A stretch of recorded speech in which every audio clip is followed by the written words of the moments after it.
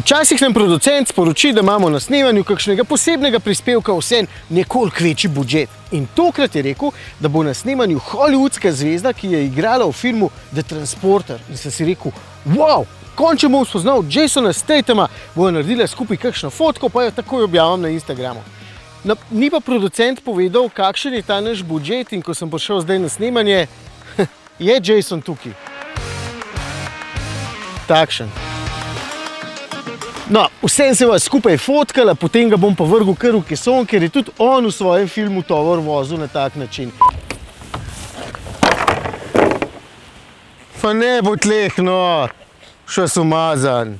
In da mi niti ne pisneš, ker jaz bom snimal prispevko Volkswagenovem Transporterju.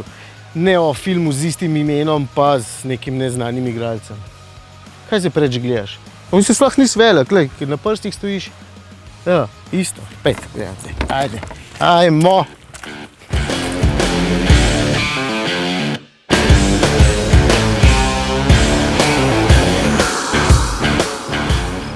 Najbrž lahko na prste ene roke naštejem modele, ki imajo toliko dolgo zgodovino in še vedno enako ime. Transporter je namreč star že 75 let in v tem času je samo 6-krat doživel konkretno prenovo.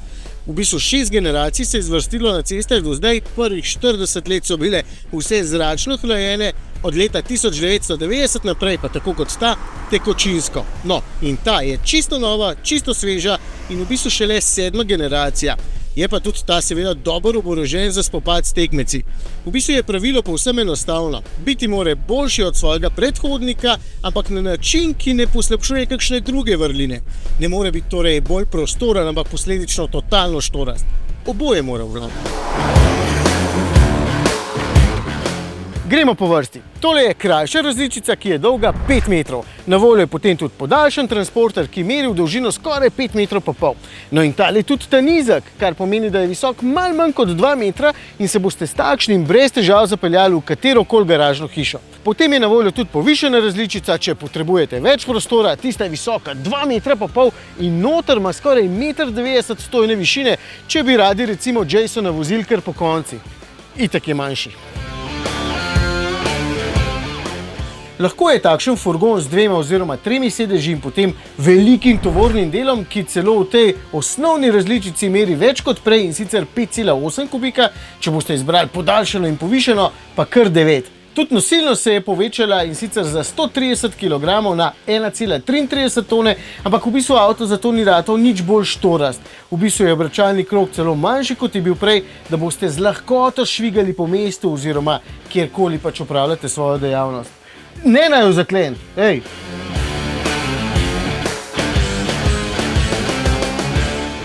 Tole meni ne deluje prav nič delovno surovo. Notranjost je namreč zelo prijetna in moderna s tem velikim zaslonom, kljub temu, da je ta moj transporter precej osnovni, recimo imam samo na desni strani drsna vrata, tudi motor je klasika, pa kljub temu znotraj ne razočara. Se dobro počutim, odlagališče veliko, položaj za volanom, pa naravnost fantastičen, zato vse štima in je v bistvu v koraku s trendi.